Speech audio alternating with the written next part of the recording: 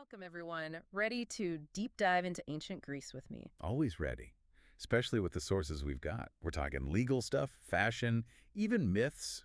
Should be fun. I'm thinking less like a textbook, more like uncovering juicy secrets and hidden dramas. Oh, absolutely. You know, a lot of folks think ancient Greece and they picture one big empire. Yeah, totally. But this YouTube documentary we've got, it challenges that. Shows that it was actually more like a bunch of city-states, all independent and doing their own thing. So, not a unified country at all. Mhm. Interesting. And get this, because they were all competing, it actually made them super creative.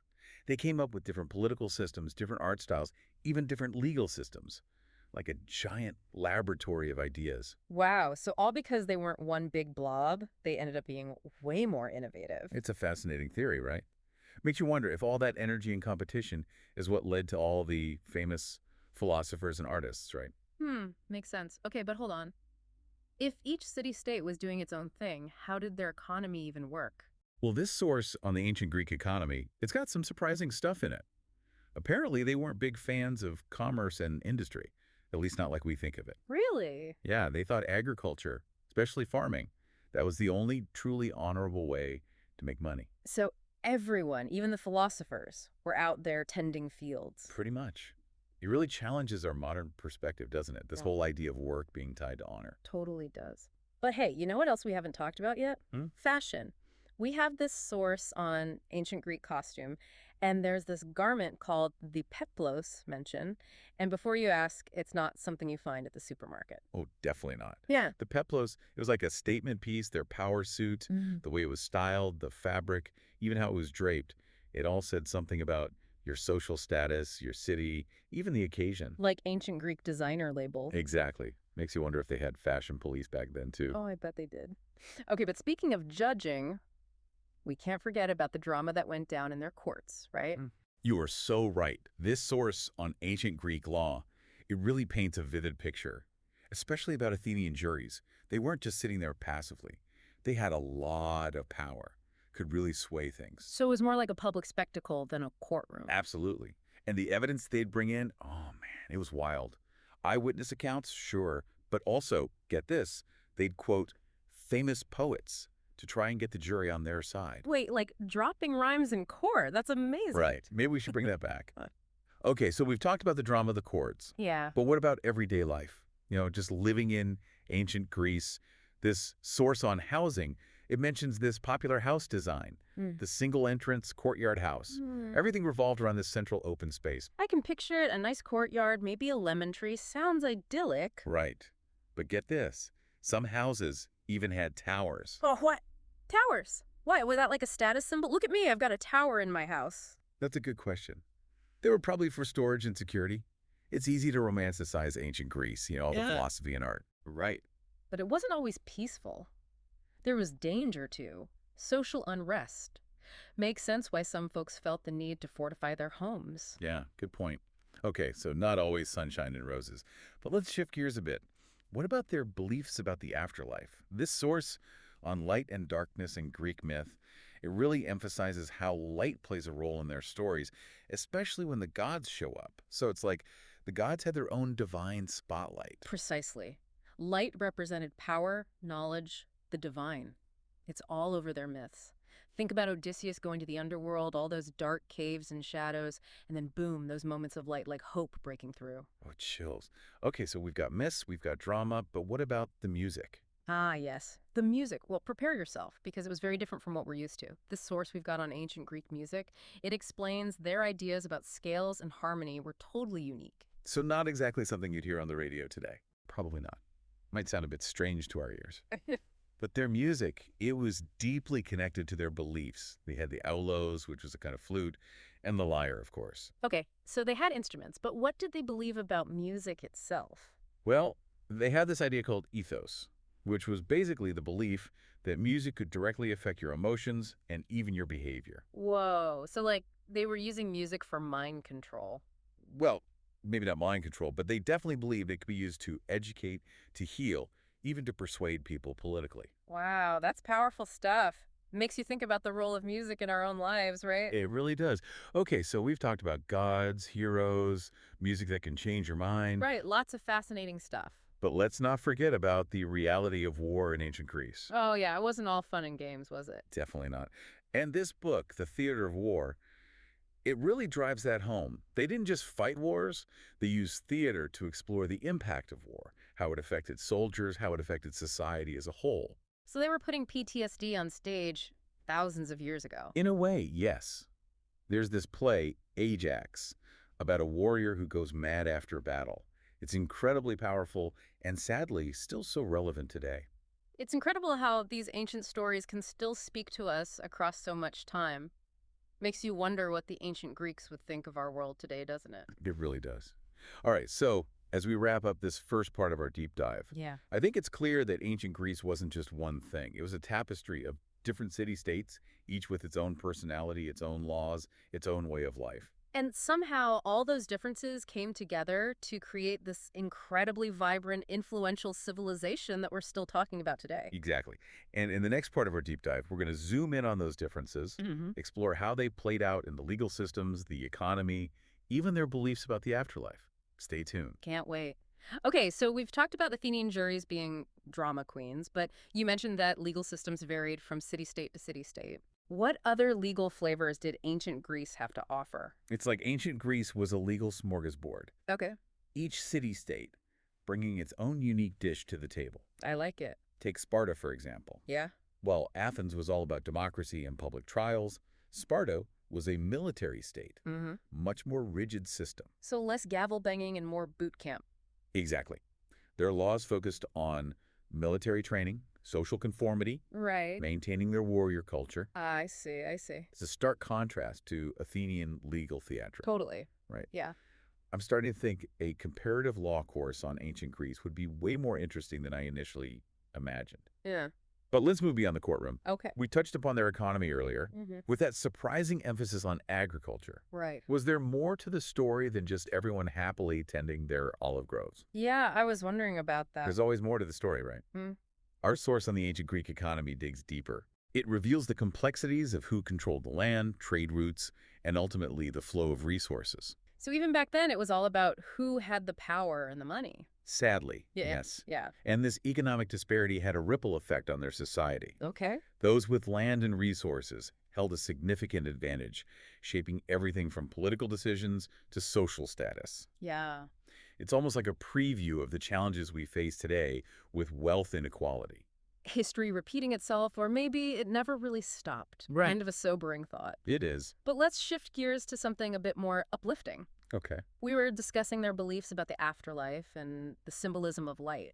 Yeah. It's fascinating how they wove those ideas into their mythology. Absolutely.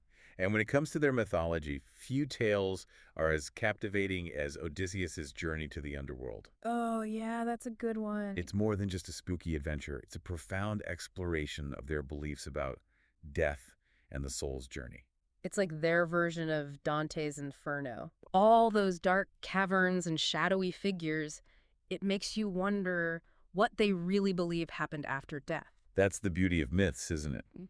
They offer a glimpse into a culture's deepest fears and hopes. Yeah. And in the case of the ancient Greeks, the underworld wasn't just a place of punishment. Okay. It was a realm where heroes could confront their shadows, seek wisdom, Right. and even find redemption. So even in death, there was a chance for growth and transformation. Exactly. And this ties back to their fascination with light. Uh-huh. Remember how light symbolized divine power and knowledge? Yeah. Well, in the context of the underworld, light represented hope, guidance, Okay. and a connection to the divine. It's almost like saying that even in the darkest of places, there's always a flicker of hope. Exactly. And this hope wasn't just a passive thing. No. It was embodied in their heroes Right. who actively sought to find their way back to the light. You've hit the nail on the head. Odysseus's journey wasn't just about escaping monsters. Right. It was about reclaiming his life and returning to the world of the living. It makes you realize that the ancient Greeks were grappling with some pretty heavy existential questions, even while rocking those togas. They were deep thinkers, those ancient Greeks. They were. Oh, But enough about death and the underworld. okay. Let's talk about something a bit more lively. Music. I'm still fascinated by their concept of ethos. Oh, yeah. The idea that music could actually change your behavior. It's such a powerful concept. It is. And it reveals how deeply they understood the power of art. Right. Their music wasn't just background noise. It was Yeah. woven into the fabric of their cultural and spiritual life. Okay. Festivals, religious ceremonies, Mhm. even theatrical performances were all infused with music. So basically, ancient Greece had the world's best soundtrack. Did they have ancient Greek DJs spinning tunes at their parties? Maybe not DJs, but their musicians were highly respected figures. I bet. They believed that beauty and harmony reflected the divine, and music was a powerful tool for expressing these ideals. It's amazing how much we can learn about a civilization through their art. It is. It's like a window into their soul. It is. Speaking of which, I can't help but think about the darker side of ancient Greece, specifically the constant presence of war. Right. We talked about plays like Ajax and how they explored the trauma of battle. Yeah. But what about the wider impact of war on their society? That's a great point, and our source, The Theater of War, sheds light on this very issue. Okay. It wasn't just about winning battles. Right. It was about managing the aftermath. I see. The political instability, the economic strain, Mm-hmm. and the psychological toll on veterans and their families. So it wasn't all glory and heroism. There was a very real human cost. Absolutely. Yeah. And the ancient Greeks weren't afraid to explore this darker side through their art. Okay. Their plays weren't just entertainment. They were a way to process these complex emotions and confront the consequences of their actions. Yeah. It's something we can still learn from today as we grapple with the ongoing impact of war and conflict in our own world. It's a reminder that some human experiences are universal, regardless of time or place. Exactly. Right. And that brings us back to the heart of this deep dive.